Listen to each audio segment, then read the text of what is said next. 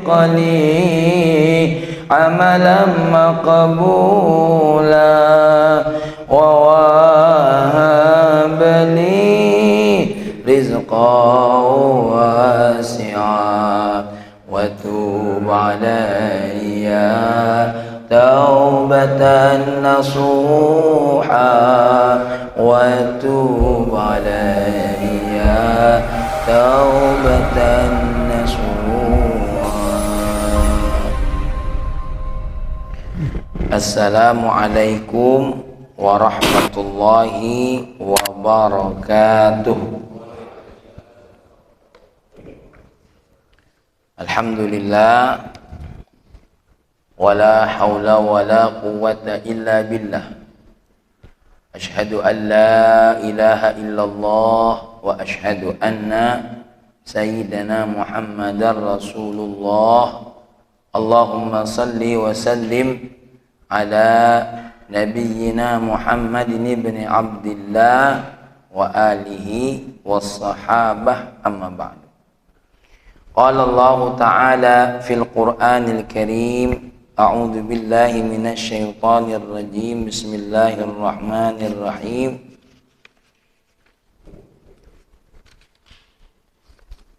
Yajtabi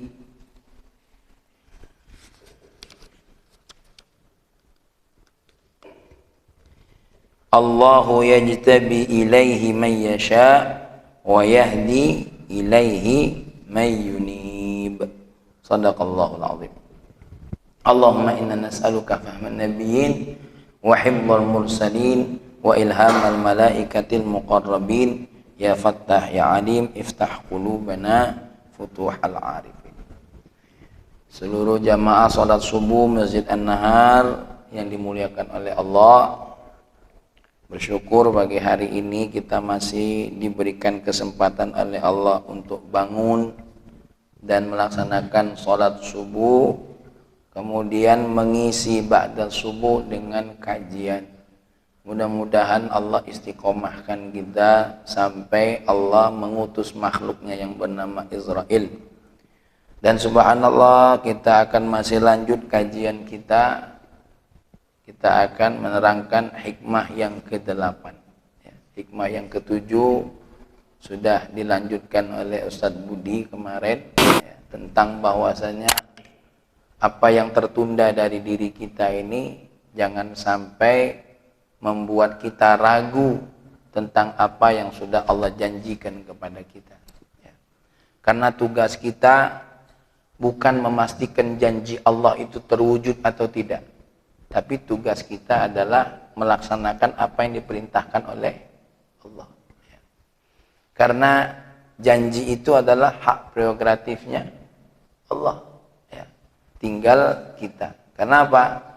Ketika kita ragu dengan apa yang Allah janjikan, yang Allah janjikan itu sudah ada dalam jaminannya Allah Subhanahu wa ta'ala. Salah satu yang dijanjikan oleh Allah adalah kamu berdoa apa saja aku akan kabulkan. Dan sudah diterangi oleh Nabi, cara Allah mengabulkan tidak menjanjikan kapan wujudnya, tidak menjanjikan di mana Allah untuk mewujudkannya. Allah mengatakan aku akan jawab doa-doamu, kapannya, bagaimananya, di mananya. Allah tidak menjanjikan apa-apa, tapi doamu akan tetap dikabulkan oleh Allah. Dan sebagaimana yang dikatakan oleh Dr. Muhammad Said Ramadan Buti, Allah ketika mengabulkan doa hambanya, tidak dengan apa yang diinginkan oleh hambanya, tapi dengan apa yang diinginkan oleh siapa? Allah Subhanahu wa ta'ala. Kenapa ini perlu? Karena Allah paling tahu tentang apa yang bermaslahat yang paling maslahat untuk siapa? Untuk hambanya. Seperti kita dimintai oleh anak kita, belikan mainan. Saat itu Pak Ari mikir apa? Cari mainan yang bermanfaat. Atau tidak dibelikan mainan, tapi dicarikan sesuatu yang lebih manfaat. Ya, aku nak jalan-jalan ke Bali. Berpikir Pak Ari, sudahlah, ajak umroh be. Itu lebih mahal lagi. Ya, itu. Atau sudahlah, daripada diajak ke Bali, kita ajak bertemu dengan para ulama. Jalannya dapat, hikmahnya dapat. Ya. Kalau seandainya, karena ulama ini ada dua, ada yang masih hidup zatnya, ada yang sudah meninggal dunia zatnya. Ya. Orang-orang yang meninggal dunia itu ulama-ulama, walaupun kita tidak berjumpa dengan zatnya, kita ziarahi makamnya, punya pengaruh dalam jiwa kita. Punya pengaruh.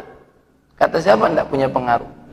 Sekarang jangankan para ulama, ketika dokter bertemu dengan ziarah makam ibunya, ada tidak rasa getar itu? Aduh, ingat kebaikannya, ingat dia besai kita. Ya. Nah, kalau kita ziarah ke makamnya waliullah, makamnya para ulama, kita tahu sejarahnya, bergetar jiwa kita. Oh ya Allah, seperti saya jalan-jalan ke Turki, ya, hadir di sana, hadir di makamnya Muhammad Al-Fatih. Jangankan kehadir makam, tuh ada top couple di Turki itu, museum para pejuang dulu. Ya, nengok pedangnya itu, getar gitu. Ya Allah, ini ternyata orang dulu berjuang nih. Nengok baju apa? Baju perang, baju besi. Ya, apalagi Pak Pendi, nengok ada pedang itu, mohon maaf, setinggi badan kita. Mak mana mawaknya, coba bayangkanlah. Kita mawak golok yang sepanjang mak ini, biar lagi, ya, tidak sanggup. Ini pedang itu lebih tinggi dari badan kita. Apalagi model-model badang Bang Israfil. Ini kayak Pak Ari ini kan sudah tinggi. Pedang itu tinggi segitulah, panjang, besar-besar lagi. Saya mikir ini tentara yang mak mana mawaknya. Terbayang oleh kita mak mana peperangan saat itu. Belum lagi dibuatkan oleh dia apa namanya, sebuah simulasi apa, daerah perjuangannya siapa? Muhammad Al-Fatih. Oh, ayo enak ke Turki, boleh daftar sama saya. Ya, Masya Allah. Apalagi kalau kita, itu yang kata orang-orang Ahlus Sunnah wal Jamaah apa namanya, manaqib. Apa manaqib itu? Membaca sejarahnya para ulama. Seperti ini nanti kita akan sedikit mengenal bagaimana Malik bin Dinar, bagaimana Fudail bin Iyad, bagaimana Abdullah bin Mubarak. Ini pas kajian ini nanti kita akan sedikit baca. Ya. Nah, sekarang kita akan masuk hikmah yang ke-8. Apa kata Al-Imam Ibnu Athaillah? Idza fataha laka, kalau Allah membuka bagimu, ya. Apa yang dimaksud dengan membuka? Hayya'a, mempersiapkanmu, wa yassara, mempermudahkanmu. Fataha itu sebuah ungkapan orang itu kalau sulit dibuka gitu, ya, sebuah ungkapan yang mulia. Idza fataha laka, kalau Allah memberikan satu pembukaan, atau kalau seandainya Allah memberikan kemudahan bagimu, wijhatan minat ta'aruf. Apa wijhatan itu? Ya, satu cara untuk apa? Untuk mengenal Allah. Ta'aruf itu apa? Ta'aruf itu sebelum mengenal. Apa? Kalau mengenal itu ma'rifah. Kalau proses mengenal itu apa namanya? PDKT apa namanya? Apa bahasa Indonesianya yang baku apa? At-ta'aruf, ya. Proses untuk mengenal Allah. Seandainya Allah membuka bagimu satu cara, satu pintu, satu jalan, proses untuk mengenal Allah, fala tubali ma'aha angqal amaluka. Jangan engkau takjub, jangan engkau merasa aneh dengan apa? Dengan sedikitnya amalanmu. Nah, ini perlu difahami. Apa kata beliau? Satu saat kalau kamu melihat kamu kok dimudahkan oleh Allah untuk apa? Untuk melaksanakan proses mengenal Allah, padahal amalanmu sedikit, yang banyak dosanya, ya, yang banyak dosanya, maka jangan aneh, ya. Jangan aneh. Saya baca dalam kitabnya Al-Hikam, Syarah Hikam punya Imam Said, Dr. Muhammad Said Ramadan Buti.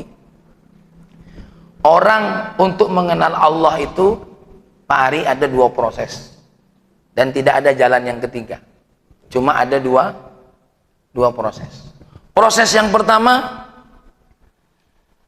yattajihu bihil insan ilallah. Manusia menuju Allah. Artinya apa? Dia yang memproses diri. Seperti apa? Belajar. Ya, dari kecilnya apa? Belajar, dibimbing. Kemudian apa?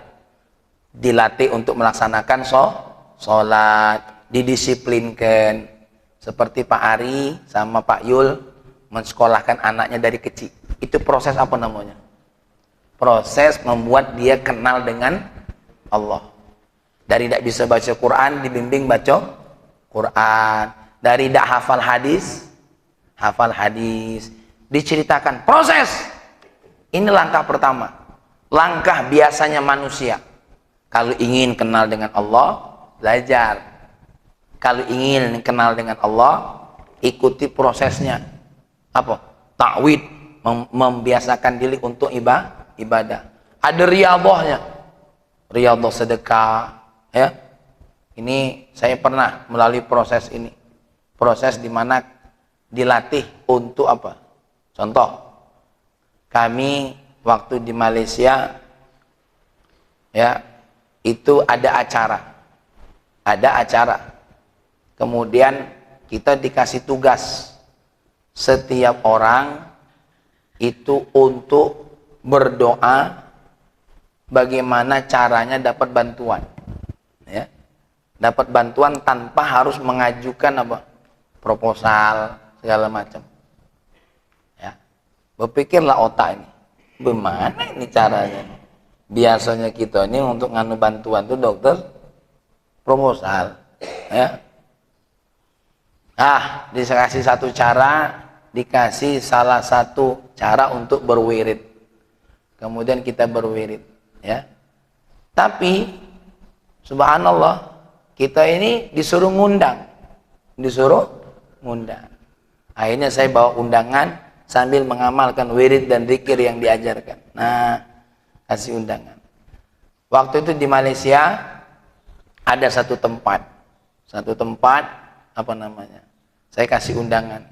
Kebetulan saya bisa bahasa Arab dan dia memang orang Syria. Ngobrol bahasa Arab. Kemudian ketika dia baca undangan, dia nanya, "Ini acaranya gimana?" "Ini acara amal," saya bilang gitu. "Ente silakan hadir, makan di sana." Ketika begitu dokter, hatinya tuh berbeda. "Saya enggak tega lah makan di tempat apa?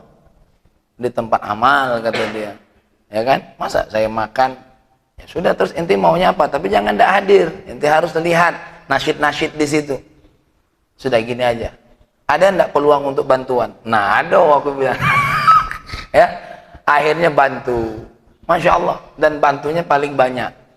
Kebetulan di tangan saya, apa namanya? Di tangan kami itu dia yang paling banyak bantu. Ya. Dan yang kedua ajaibnya, dia ini tergolong bantuan orang yang dari luar negeri. Ya. Padahal saya ini tidak ada kenalan di Malaysia itu. Berpikir kalau yang lain, mohon maaf, ada mamangnya kan wong Malaysia nian. Kita nih wong Indonesia ada kate mamang di situ. Setelah aku runut, mana keturunan aku Malaysia? Ada kate.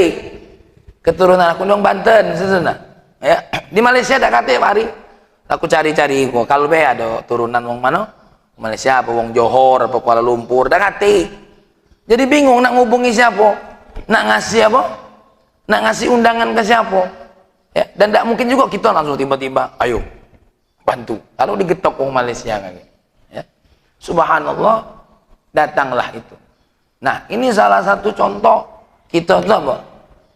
Dilatih riyadhah, dibuat takut. Kenapa? Nanti gini, hukumannya apa? Hukumannya kita tidak boleh memberikan bantuan itu untuk dengan duit sendiri. Harus dengan cara itu. Riyadhah, timbul ada yang namanya apa? Khauf, rasa takut, berpikir, gelisah, mak man, oke, kalau aku tidak bisa ikut nyumbang, ya, kalau seandainya bagaimana? Itu namanya riyadhah. Diproses kita ini. Belum lagi saya ketika belajar di Yaman juga sama, diproses. Diproses. Tuh anak-anak yang menghafal Quran diproses. Dari 1 juz, dari 2 juz, 3 juz, terus ini mereka diproses. Dan ngaji nahwu, ngaji mustalahul hadis, ngaji fikih diproses. Dalam rangka apa? Dalam rangka untuk mengenal Allah Subhanahu wa ta'ala. Seperti bapak-bapak nih lagi memproses diri untuk apa? Mengenal Allah. Ada cara yang kedua. Ini cara yang kita tidak boleh kaget. Apa kata Dr. Muhammad Said Ramadan Buti? Tariqun yattaju bihillahu ilal abdi. Kalau tadi hamba Allah menuju Allah. Kalau ini apa? Allah yang mendatangi hamba itu sendiri. Nah, ini yang dimaksud oleh Imam Ibnu Athaillah. Kalau tadi orang itu berproses menuju Allah, ini tidak. Allah memberikan kemudahan bagi dia. Allah yang jemput dia.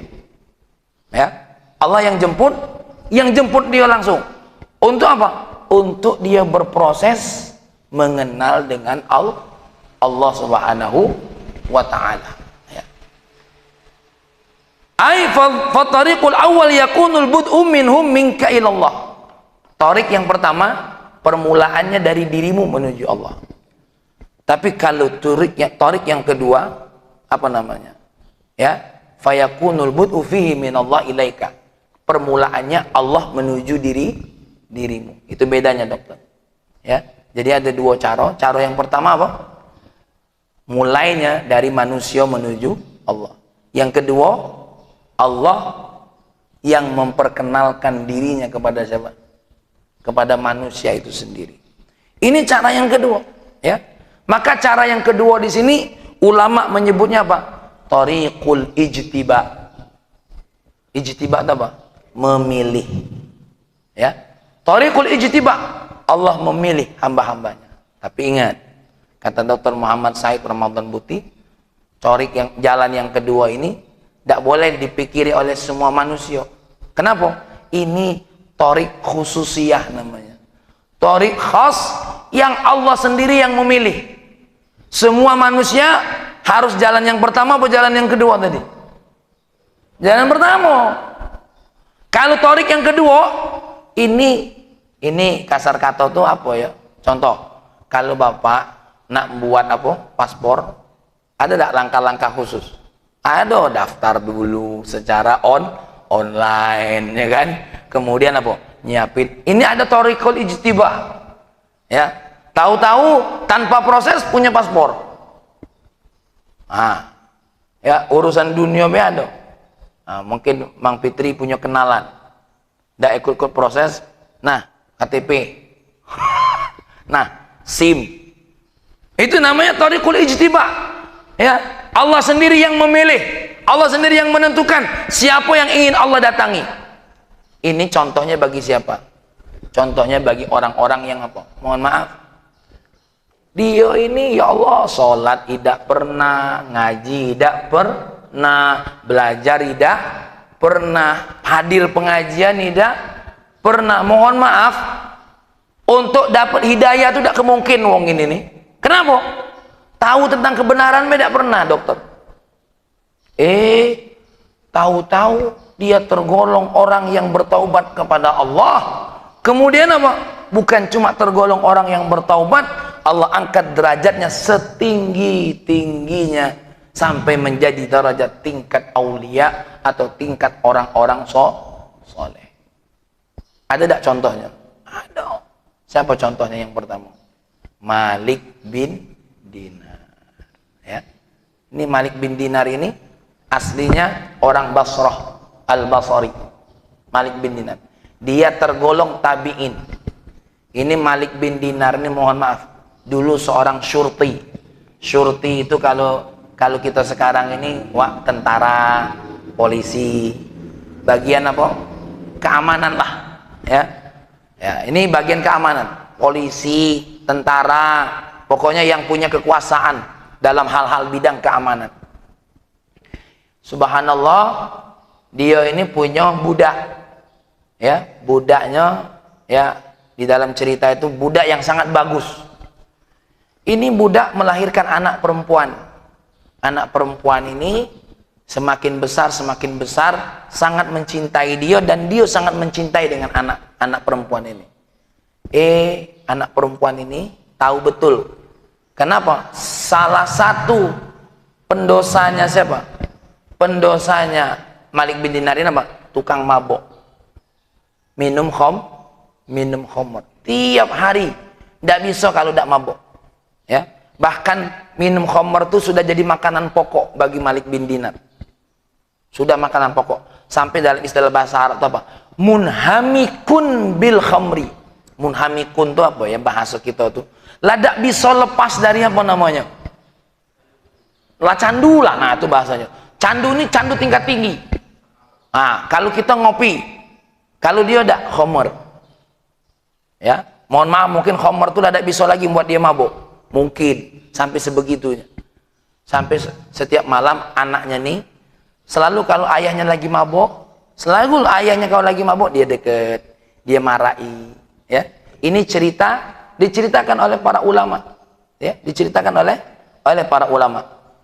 Kalau tidak salah di dalam yang saya baca tuh Imam Ibnu Qudamah juga cerita, ada sebagian ulama, Imam Jazari juga cerita tentang apa? Tentang kisah ini. Nah, beliau itu setiap kali mabuk didatangi oleh anaknya dokter yang betina tuh, diajak ngobrol, terus cak-cak numpai baju, dia apa? Khamr tadi, cak-cak ditumpai bajunya, terus mak itu setiap malam, sampai apa? Lupa mabuk, siapa namanya nih? Malik bin Dinar. Subhanallah, ya, anaknya ini meninggal dunia, mengali, meninggal, sedih sesedihnya.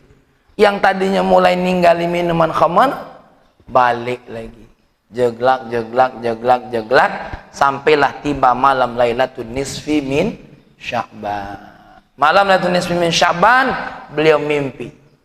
Ya. Siapa yang mimpi tadi? Malik bin Dinar. Malik bin Dinar mimpi hari kiamat tiba. Ya. Hari kiamat tiba, bumi dihancurkan, manusia dikumpulkan. Akhirnya ada salah satunya dirinya. Dia ini ya dikejar-kejar oleh ular besar. Lari ketakutan. Ketika dia di mana? Lagi lari itu ketemu seorang nenek-nenek. Nenek-nenek ini bajunya putih, wajahnya bercahaya. Ya pokoknya bersih lah. Kemudian minta tolong, "Nek, kakek, tolong saya. Saya dikejar-kejar ular besar." Ya, apa kata kakeknya? "Saya tidak bisa bantu. Saya lemah," kata dia. "Saya tidak bisa bantu, saya lemah." Lari, ya, sampai nak ketemu jurang tepi-tepi tidak bisa, lari lagi, balik lagi ketemu kakek ini tadi. Kakek ini tadi, "Tolong kakek, tidak bisa, saya lemah." "Ya sudah gini aja. Tuh, lari kamu naik ke gunung itu. Gunung itu dibungkus dengan apa? Dengan fiddah. Ada pintu-pintunya yang terbuat dari apa? Dari emas dan perak. Ya. Akhirnya apa? Kamu masuk ke lubang situ." Dia lari ke situ, kata malaikat, teriak, buka pintunya, buka penutupnya." Masuk. Ketika masuk, di sana banyak anak-anak kecil, ya. Wadi'ah namanya, titipan orang muslim. Namanya wadi'ah, titipan orang muslim. Pas dibuka banyak anak-anak. Ketika lagi ketakutan, muncul anaknya salah satunya yang meninggal tadi. Ayah, sini. Akhirnya duduklah sama anaknya dan dia ngobrol. Ketika ngobrol, "Nak, kamu ngapain di sini?" Ini titipan orang-orang muslim. Kami sudah tinggal di sini, diletakkan di sini. Kenapa? Matinya sebelum balik. Mati sebelum balik, ya. Dan apa wadi'ah ini? Anak-anak ini seperti hadis Nabi yang pernah saya baca ketika ngaji di sini. Anak-anak inilah nanti termasuk yang akan memberikan syafaat untuk siapa? Untuk orang tua, ya. Untuk orang tua. Nah, anaknya akhirnya dia cerita, "Nak, ayah tadi dikejar ular besar." Dikejar ular besar. Terus ada kakek-kakek bajunya putih, wajahnya bercahaya. Tapi ayah minta tolong sama dia tidak bisa bantu. Terus anak tadi tertawa. "Ya, kamu tahu enggak siapa ular tadi?" "Siapa ular tadi?" "Itulah dosamu, ya. Dosamu itu sebesar apa? Ular tadi. Ngejar kamu ingin memakan dirimu, membunuh dirimu. Terus kakek tadi, ayah tahu nggak kakek tadi? Kakek tadi adalah amal soleh ayah. Karena dia sedikit lemah, tidak bisa nolong. Ya, saking banyaknya dosa. Ya. Terus kamu apa kerjanya di sini? Inilah kami kerjanya. Termasuk salah satunya apa? Mensyafaati orang tua. Makanya aku menyambut tangan ayah. Ya. Akhirnya apa? Ketika diceritakan seperti itu, dokter, dia bangun secara terkejut dari tidurnya. Bangun terkejut. Apa? Sejak itu dia berkata apa? Aku mulai hari ini ninggalkan minuman khamr dan tidak akan kembali lagi. Aku bertobat. Kenapa? Dia melihat dosanya sebesar ular tadi. Dan amalannya kakek-kakek tadi. Berarti kalau amalannya banyak, itu berotot itu. Ya. Subhanallah. Ini Malik bin Dinar. Ini contoh, dia tanpa proses yang seperti orang jalani, mengenal Allah, ikut proses mengenal Allah. Malik bin Dinar sampai menjadi apa? Aulia dan salah satu ulama. Dan dia berdakwah ke negeri India. Itu Malik bin Dinar. Contoh, ya. Dari mudonya tidak pernah dokter mondok, tidak pernah ngaji dia. Ya. Tidak pernah belajar, tapi belajarnya kapan? Setelah dia taubat. Ya, ini contoh yang dimaksud oleh Imam Ibn Athaillah. Kamu jangan kaget kalau ada orang yang amalannya dikit, dosa banyak isinya, tapi Allah buka kepada dia apa? Pintu ma'rifah, mengenal Allah. Makanya kita ini seperti yang diomong kemarin. Jangan suka nyumpai anak. Doain terus baik. Supaya anak itu satu saat sampai kepada pintu apa? Pintu ma'rifahnya kepada Allah Subhanahu wa ta'ala. Ini cerita yang kedua Pak Ari. Namanya Fudail bin Iyad. Fudail bin Iyad ini juga termasuk apa? Ulama besar, waliullah. Fudail bin Iyad ini dokter tukang seneng main betino. Ini yang tadi apa? Yang tadi apa? Candu khamr. Yang ini apa? Playboy. Ya, playboy. Satu hari dia ini pendi cinta dengan seorang wanita. Saking cintanya, mak mano caro nyari jalan untuk ketemu dengan perempuan tadi. Ya. Fudail bin Iyad ini lahirnya pada 107 Hijriah. Sekitar apa? 107 Hijriah, abad kedua. Salah satu ulama abad kedua. Nah, Fudail bin Iyad ini saking kepengen ketemu dengan wanita yang dia cintai tadi dokter, pokoknya segala cara. Satu hari, satu saat dia sampai manjat dinding. Nah, apa? Nak menuju perempuan tadi. Ketika manjat dinding, ada seseorang yang baca Quran. Ya, yang dibacanya adalah bunyi ayatnya begini. Alladzi alam ya'ni lil ladzina amanu an takhsha'a qulubuhum li dzikrillah. Ya, fama wa ma nazala minal haqq. Apakah apa masih belum ada waktu? Ya, orang-orang yang beriman itu hatinya khusyuk kepada Allah untuk menyebut nama Allah.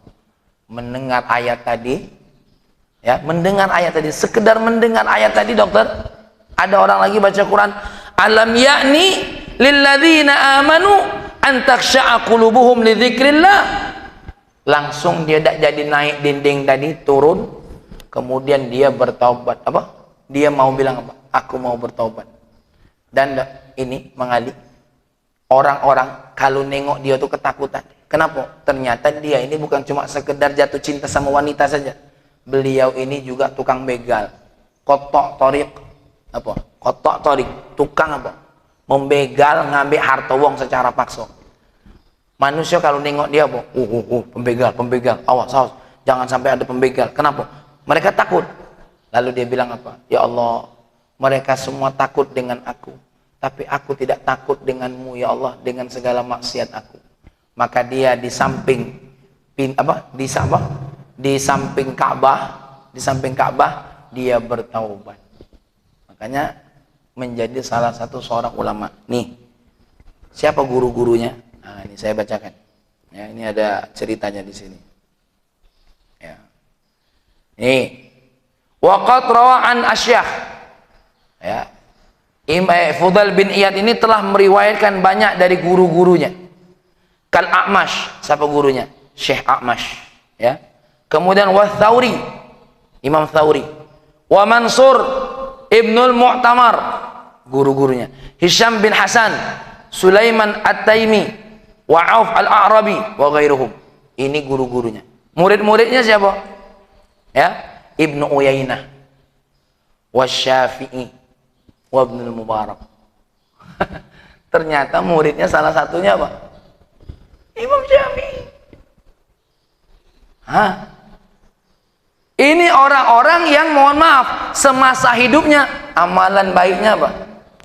Sedikit, tapi subhanallah dia tidak berhenti belajar. Ya, taubat dan luar biasa. Maka Pak Ari ini Imam Ibnu Athaillah, ya, salah Tuhan Ansor ngajarkan sama kita bahwasanya apa? Ada sebagian orang itu mengenal Allah dengan cara, ya, Allah yang memberikan apa? Memberikan jalan langsung untuk apa? Dia mengenal Allah Subhanahu wa ta'ala. Ini ada cerita orang Yahudi. Orang Yahudi masuk Islam hanya gara-gara nengok orang itu mencium tangan orang tuanya. Duh.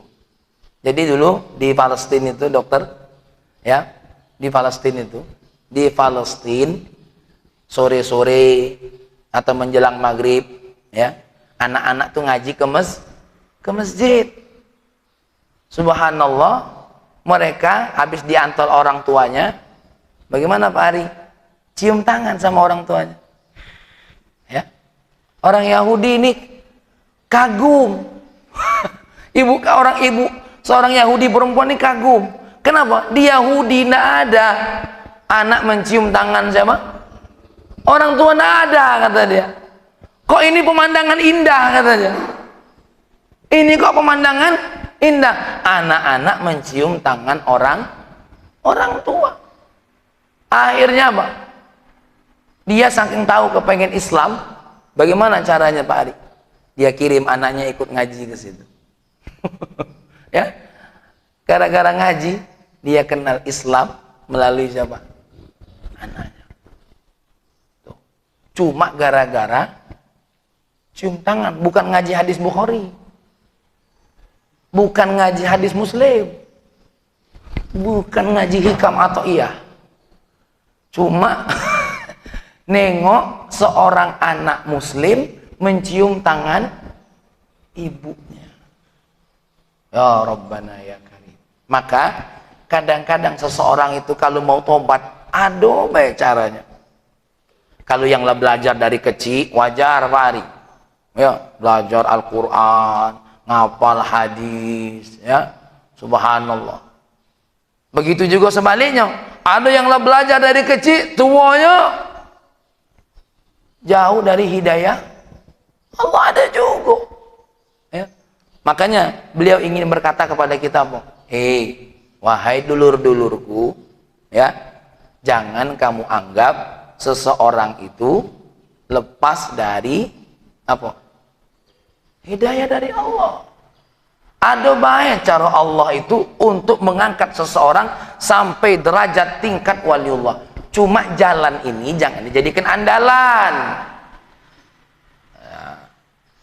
Kata Dr. Muhammad Said Ramadan Buti, jangan dijadikan andalan, karena ini hak prerogatif Allah. Ini namanya thariqul ijtiba. Thariqul ijtiba ini mana nih istilah kata beliau itu? Ya. Khususnya mana?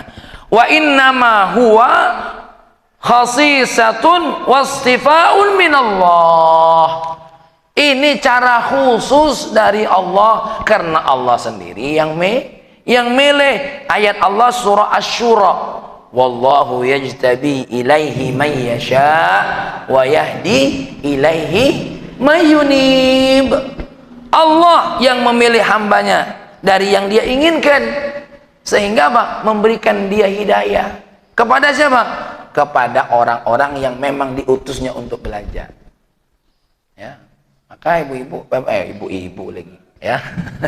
Ya. Karena biasa pengajian ibu-ibu. Jadi nengok Pak Ari cak ibu-ibu. Ya. Jadi itu. Inilah namanya thariqul ijtiba, ya. Kalau yang pertama tadi manusia yang memulainya, kalau ini Allah yang memulainya. Maka kita yang paling banyak yang harus jadi andalan cara yang pertama apa cara yang kedua? Cara yang pertama dulu. Cara yang kedua ini itu jalur khusus. Contoh kalau kita lah punya anak seperti aku ceritakan tadi. Ya Allah, degilnya ini anak nih, ya Allah, anitnya. Ya Allah, cara yang pertama akulah buat, ya Allah. Laku didik dia, laku ajari dia, ya Allah. Tapi masih ada cara yang kedua, ya Allah. Mudah-mudahan cara yang kedua ini kami tidak tahu, ya Allah. Mungkin engkau punya cara sendiri. Ya, ini thariqul ijtiba. Maka jangan heran ada orang-orang, ya, yang sudah taubat, masya Allah. Kan pernah saya ceritakan di sini, ada anak kiai. Anak kiai ini pendosa sampai kiainya, ayahnya dipermalukan orang. Bayangkan kalau lagi dakwah, ayo Bapak Ibu, didik anak-anak kita untuk kenal dengan Allah, ya kan? Kenalkan mereka dengan Allah, jangan biarkan mereka jauh dari Allah. Coba bayangkan lagi ceramah saya itu, Mang Ali, oi Fahmi, urus dulu anak kau tuh nak nyuruh kami didik anak, kau tuh anak kau tuh, mana anak kau? Apa yang kalau dokter mana kira-kira? Ya, insya Allah kata ayahnya, dia akan jadi orang yang soleh. Tidak cukup cuma lagi diceramah, lagi jalan, dia aja orang, oi kiai, tengok anak kau tuh nak. Insya Allah dia akan jadi anak yang soleh. Aku udah kuat itu Pak Ari.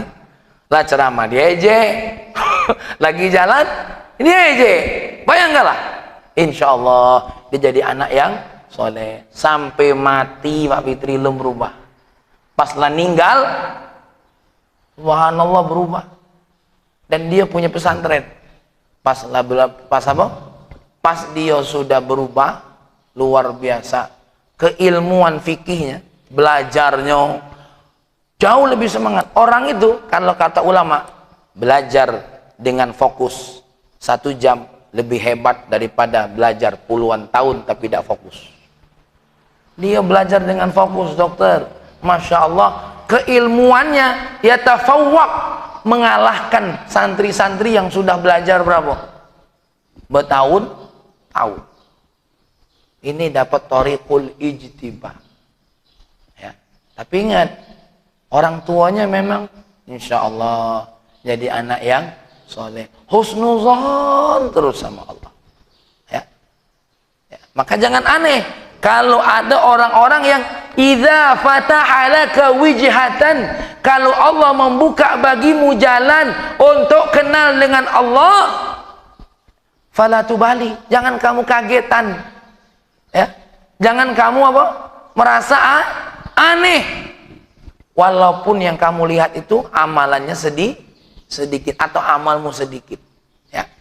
Maka kita ini boleh minta sama Allah, ya Allah, aku nih sebenarnya jadi waliullah nih syaratnya jauh niat, ya.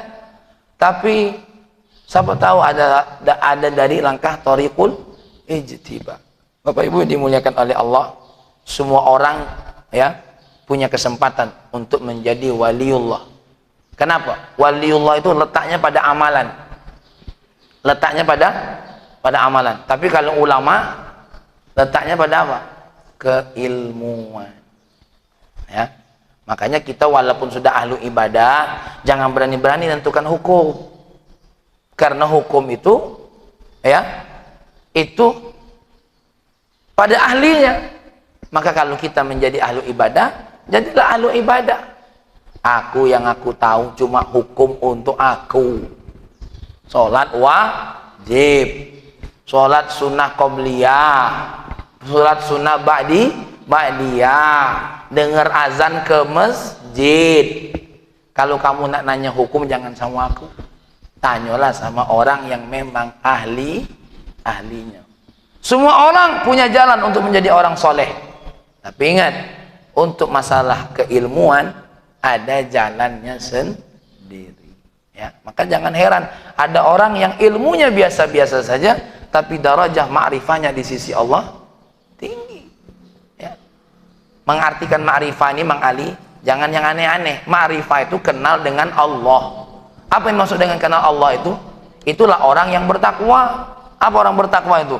Perintah Allah dilaksanakan, ya, larangan Allah dijauhi. Tapi tidak cukup sampai di situ. Ta'zim, penuh dengan pengagungan. Karena ada wong sholat tapi tidak ngagungi Allah. Yang penting sholat baik, ya. Ada orang baca Quran tapi tidak penuh dengan pengagungan. Harus dengan pengagungan. Allahu Akbar, ya. Mulutnya berucap Allahu Akbar, hatinya memang membesarkan Allah, gitu loh. Karena ada orang ngomong Allahu Akbar tapi yang dibesai dirinya. Allahu Akbar, nggak, aku nak solenian aku nih. Bunyinya Allahu Akbar Mang Pendi, tapi di hatinya apa? Aku nih paling soleh di pavilion ini. Ya, paling soleh, paling alim aku di pavilion ini. Paling pintar aku nih lah yang nyeramai wong situ. Itu bukan itu, ya. Maka takwa itu satu, taat sama Allah, ya, dengan mentaati perintahnya, menjauhi larangan Allah. Dan yang ketiga, mengagungkan Allah, itu syaratnya, ya. Tidak mengkerdilkan siapapun, mengagungkan Allah. Ketika baca Quran, yang diagungkan Allah, bukan dirinya yang diagungkan. Bismillahirrahmanirrahim. Baca Quran, yang dibaca Quran, tapi di hatinya apa? Aku paling bagus suara aku di sini, ya. Jangan. Jadi maka jangan heran, ya. Mohon maaf, ada ulama-ulama itu yang mohon maaf baca Qurannya jelek suaranya, Mang Bendi, jelek suaranya. Bismillahirrahmanirrahim, tapi di hatinya mengagungkan, merenyuhkan hati orang yang mendengarkan, ya. Jangan heran, kenapa? Yang ada dalam hatinya apa? Dirinya. Nah, ini sebagai contoh. Contohnya Buya Hamka dengan Abah Anom. Buya Hamka itu keilmuannya Masya Allah. Ada Abah Anom, ada Buya Hamka. Buya Hamka ceramah, keilmuannya luar biasa, dahsyat, ya. Abah Anom terkagum-kagum dengan ilmunya Buya Hamka. Ketika pamitan, ya, Buya Hamka memeluk Abah Anom. Abah Anom berbisik, wahai Buya Hamka, hebatnya ilmu yang kau sampaikan, tapi aku takut, aku tak sanggup mengamalkannya karena ilmunya banyak dan tinggi bacaannya. Buya Hamka nangis. Kalau kita kan apa gawe nangis. Buya Hamka nangis dengar nasihatnya siapa? Abah Anom tadi, ya. Langsung meluk, ngekat. Apa katanya? Wahai Abah, kalau itu ajarkan aku satu ilmu yang aku bisa ngamalkannya. Abah Anom langsung bisik, lazimkan la ilaha illallah Muhammadur Rasulullah. Sikok tuh lah ilmunya. Ini kita tadi ngaji lah berapa hikam nih? Hikam 1, hikam 2, inilah hikam ke-8. Lah kebanyakan ilmu. Banyak nian, 8 ini banyak. Ya Allah.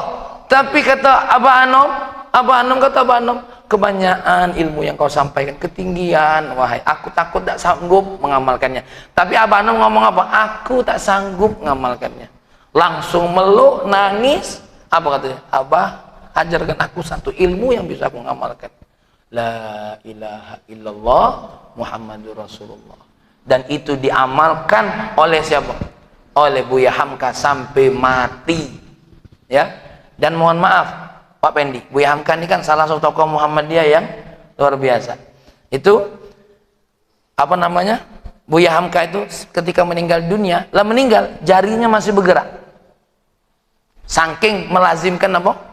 La ilaha illallah. Jarinya masih bergerak, Pak Amri. Pak Ari. Kalau Pak Ari lain bergerak itu karena utang masih belum selesai. Ini beliau dah masih la ilaha illallah. Hatinya masih la ilaha illallah walaupun jasadnya apa? Sudah meninggal dunia. Dak hati yang bisa mendiamkan. Lah ditahan-tahan masih bergerak. Dipanggil Buya Hamka. Maka Buya Hamka dibisikkan oleh Buya Hamka. Cukup Buya, cukup. Sudah selesai. Baru berhenti. Masya Allah.